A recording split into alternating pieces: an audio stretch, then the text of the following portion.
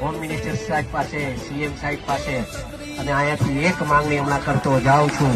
આપ સાંભળો, એમ કહેતો જાઉં છું કે અમે સોમવારે ન્યા પહોંચીએ ને એ પહેલા તો પીઆઈ ની બદલી થઈ જાય ને એવું કામ કરે.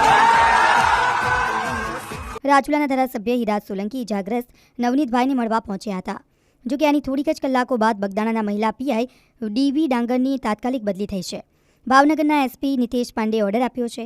હાલ મહિલા પીઆઈને લીવ રિઝર્વમાં મૂકવામાં આવ્યા છે. કે પુરુષોત્તમ દાદા ખાલી કોળી સમાજના સિંહ છે? એ ના ભાઈ ના. આપણા પુરુષોત્તમ દાદા તો આખા ગુજરાતના સિંહ છે. એટલે ખાલી તમે એમ ના સમજો,